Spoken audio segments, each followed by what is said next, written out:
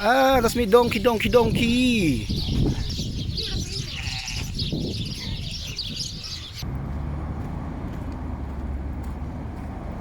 Hindi pa rin ako makaget over dun sa ano, dun sa jeep na nakita natin kanina. Nakakatuwa. So may ito yung entrance.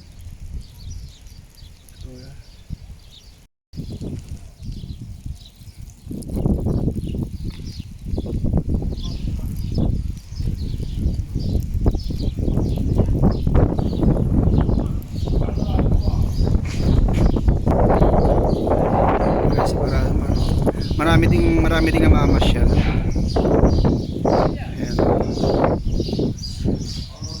Tapos ang sarap pa ng hangin, ang lakas ng hangin. Ganda ng lugar, guys. Kasi first time ko makapunta rito.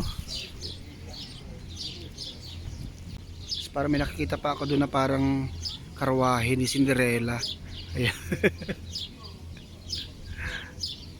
Tapos may red house doon. Ayan.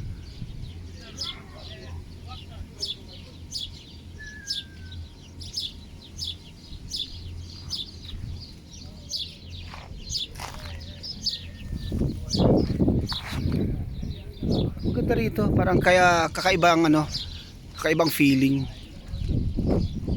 Ganda rito. Tapos ito sa kabilang side, broccoli din to. I think, oo, na ano na siya, medyo mature na to kaysa sa kabilang napuntahan natin. Ayan, oh. Talapia, Philip. La talapia. Hindi na karosa.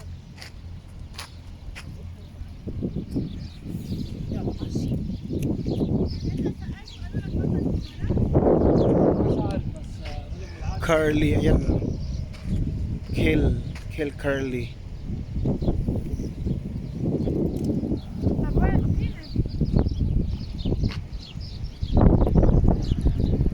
Ang ganda ng halaman dito kasi naka ano siya ng anong parang word ito, ano to, hindi ko mabasa. Albuhaira, ayan guys, albuhaira. Pero halaman talaga siyang totoo, hindi siya artificial. Tapos meron din siyang ano ba yun sa Pilipinas, yan yung ano kaya to, santa, ano yan, yung mabango ito.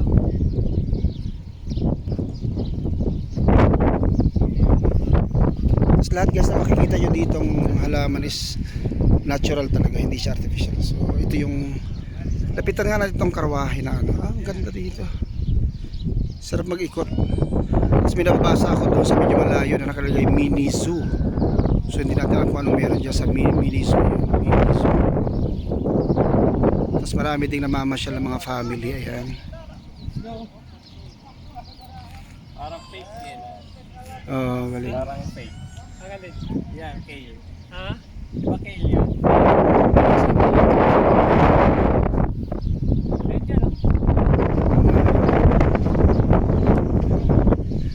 Ayan yung dito naligaw dito ata naligaw si Cinderella. Naiwan niya yung karwahe niya dito. Naiwan niya yung karwahe niya dito, guys.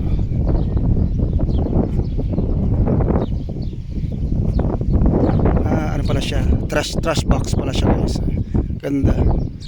Akala ko dekorasyon, pero ano pala siya? Trash box, trash can.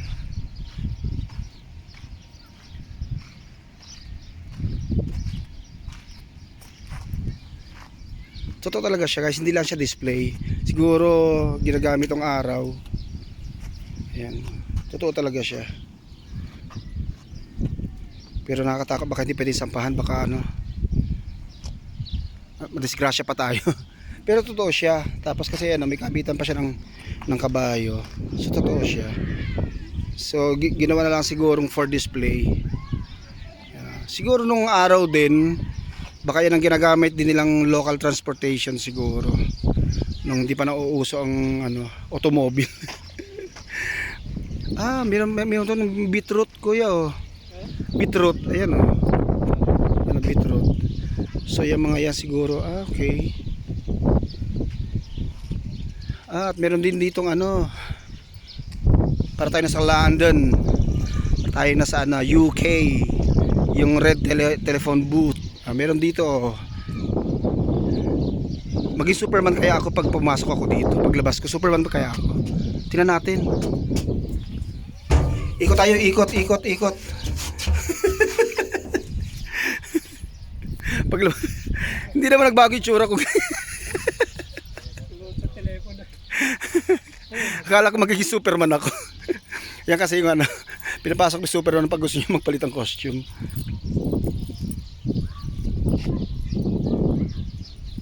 Ayan. Totoo ba tong boulder? Totoo siya, guys. Isa siyang tong. Grabe yung ano, ang kapal nung ano, nung white mga yan oh. Ganda.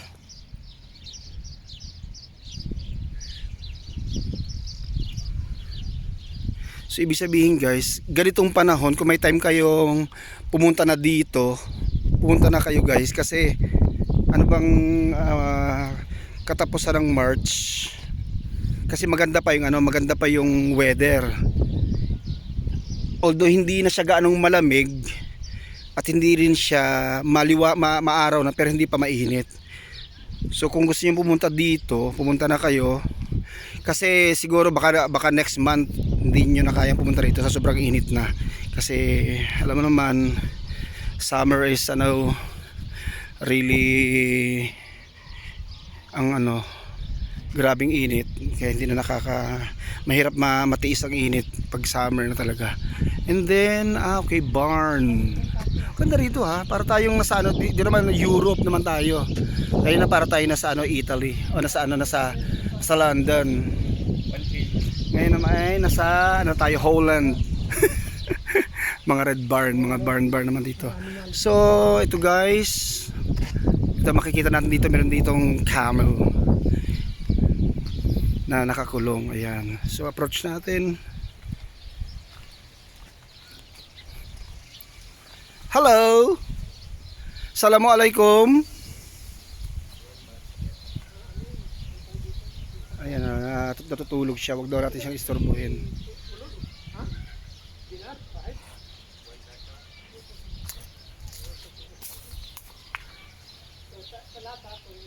Tapos may mga baka rin doon. Ayun, mga baka. Yun.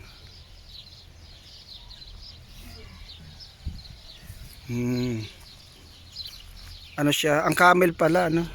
Kasi amoy din ng ng kambing.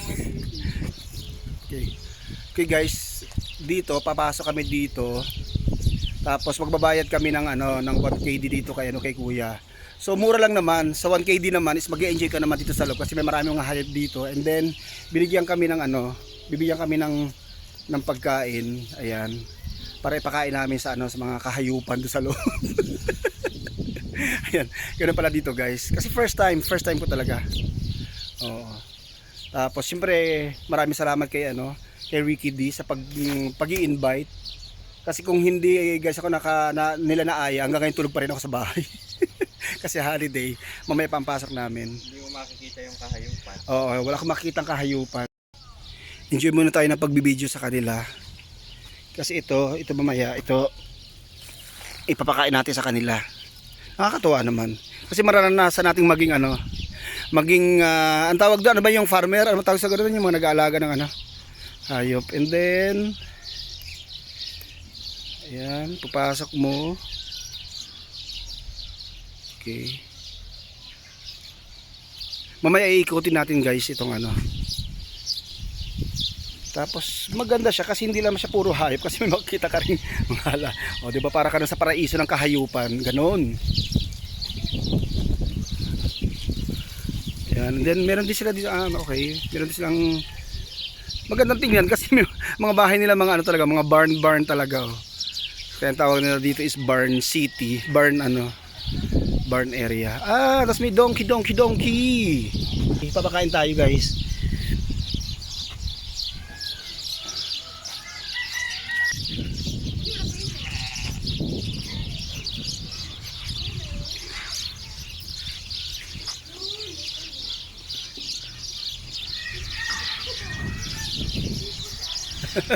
Siripin yung makakuha ng maayos to. Kapayong. Nakapayo. Gusto pa yata. O, diba? First time ko ding guys, makakita ng actual sa ng donkey. So ganyan lang siya. Kabayo siya na actually, kabayo siyang maliit. Ganyan lang talaga yung laki nila. Hindi sila lumalaki. Papakain ulit tayo, baka gusto pa. Want more? More? More? More?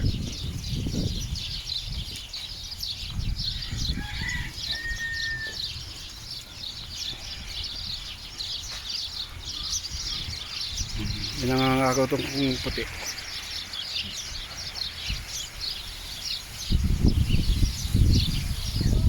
Tapos dito sa kabila, dito naman sa kabila mga kambing. Ano ba ito, mga local goat ba to or Philippine goat?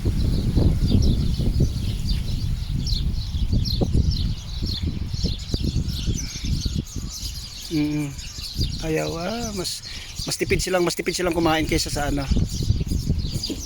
mas tipid silang kumain kaysa mga donkey. May manok din guys.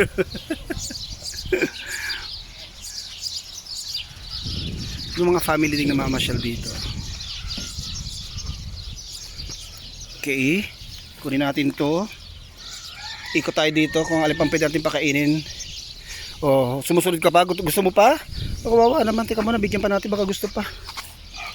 Parang gusto pa nga. Biting yata yung binigay ko. Hindi ko alam kung gaano ba karami dapat ng pakain sa kanila. Hindi ko alam kung ito kasi tumatako itong isang to.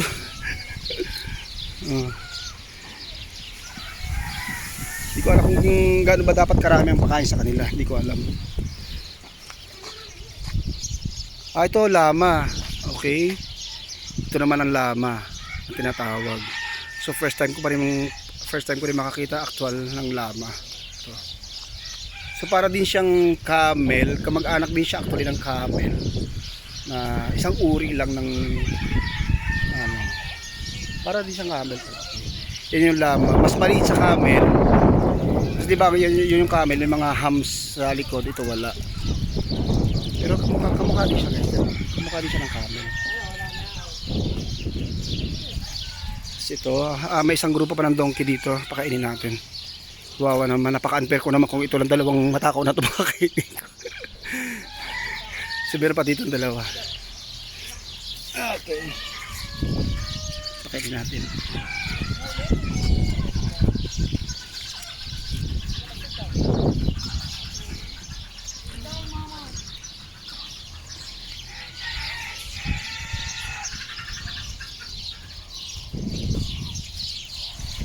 Yung isa ayaw yung lumapit, baka nahihiya.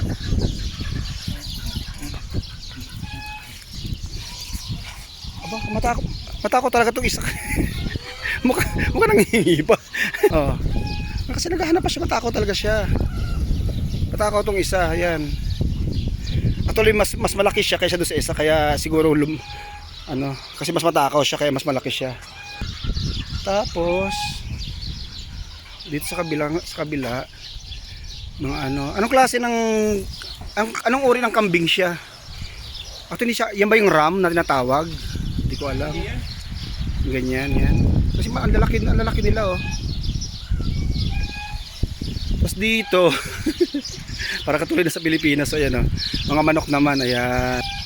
May maingay doon yun. Baka doon may yung pinakabahay nila baka doon sila nangingitlog. Marami oh. Okay. Ito mga gansa, ayan.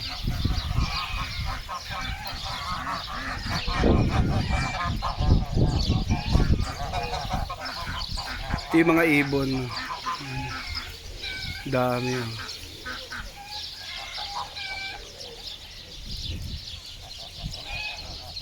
So actually maliit na area lang siya ng mga kahayupan.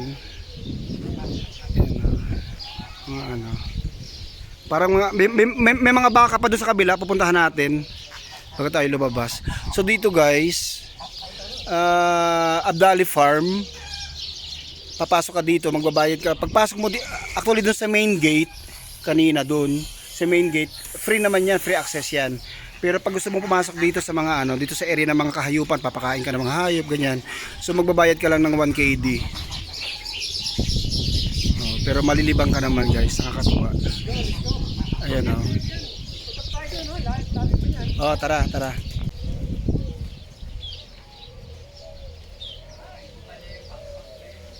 Dito naman guys, parang ito, yun. Para siyang ano, parang ibong Adarna. Para siyang ano naman siya, bird sanctuary naman siya. Kumbaga, iba't ibang klase ng ibon naman na nandito. So may mga cage din siya sa loob. Yan. Hindi niya binubuka yung kanyang ano. Doon so sa loob marami kang makikita ring mga ano. Kasi parang hindi ka pwede pumasok sa loob kasi nakaligaw sila, baka dumugin ka sa loob. Eh marami siya, ayan, may mga ayan. So dito naman puntahan naman natin yung mga iba't ibang klase ng halaman naman.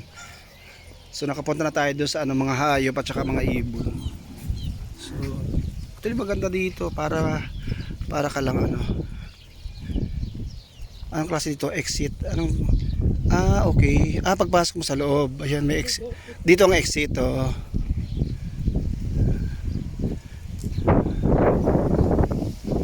Lamig ng hangin, sarap Hello, malamig eh. Oh, ayan oh.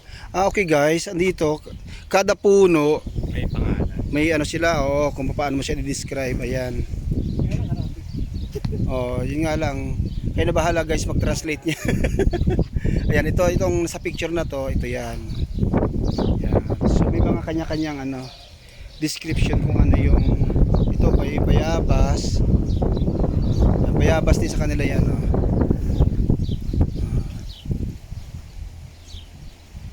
Ayan, may nakalagay Sajar al-Guava. Yun. Nakakabasa naman ako ng konti ng Arabic. Shajar al-Guava. So ito yan. Ito yung bayabas. Puno ng bayabas. Okay. Ito.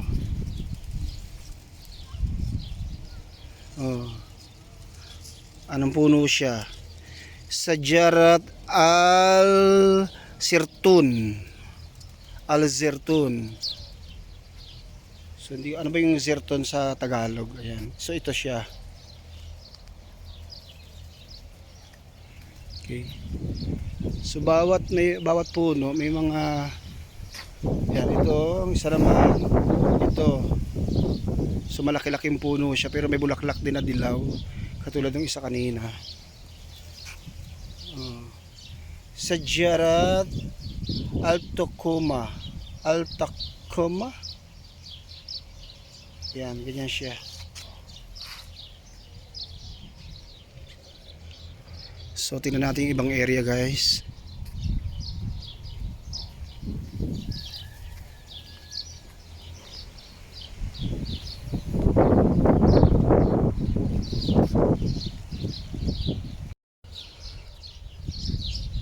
Nakakatuwa guys kasi although nasa Middle East tayo, alam natin na napaka-disyerto, pero kung gusto nyo ma-relax at makakita ng greener pasture yung mga kakaibang lugar naman, malamig-lamig, puro greens guys, pumunta na kayo dito sa Afdali Farm sa Jahara. Yan kasi di ba super green, malakas ang hangin.